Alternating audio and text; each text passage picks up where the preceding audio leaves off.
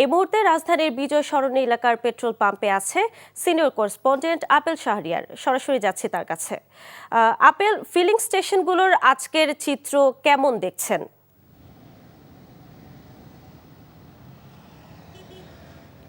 জ্বালানি সংকটে ভোগান্তিতে পড়েছেন গ্রাহকরা।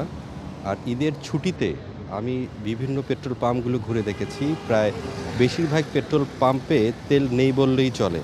আমি এখন যেখানে আছি আপনি দেখতে পাবেন যে দীর্ঘ লাইন, এখনও তেলের অপেক্ষায় তারা রয়েছেন।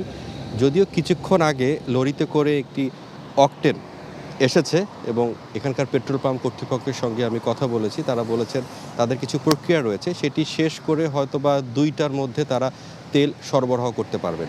তো এই যে একটি ভোগান্তি, কষ্ট, যারা এখানে এসেছেন তাদের মাঝেও অনেকটা আতঙ্ক দেখা গেছে। আতঙ্কটা হচ্ছে এরকম, যেহেতু মধ্যপ্রাচ্যে একটি সংঘাত হচ্ছে, এই প্রেক্ষাপটে তারা আশঙ্কা করছেন যে আগামীতে হয়তোবা তারা তেল পাবেন না।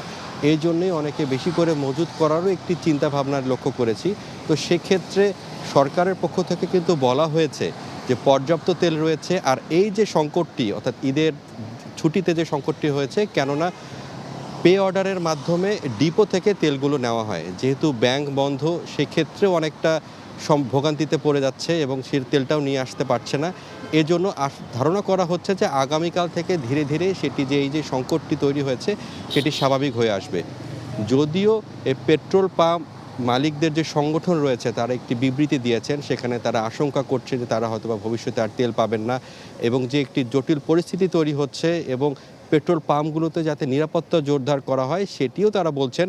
কেননা গতকাল আমরা দেখেছি, আজকে আমি যে পেট্রোল পাম্পের সামনে রয়েছি সেখানে কিন্তু একটি ঝগড়া হয়েছে। অর্থাৎ যখন তেল দীর্ঘ সময় অপেক্ষার পরও যখন তেল পাওয়া যায়নি, তখন কিন্তু পেট্রোলের যে কর্তৃপক্ষ রয়েছে তাদের সঙ্গে ঝগড়া হয়েছে। তখন আইনশৃঙ্খলা রক্ষাকারী বাহিনীর সদস্যরা এসে পরিস্থিতির সামাল দিয়েছেন।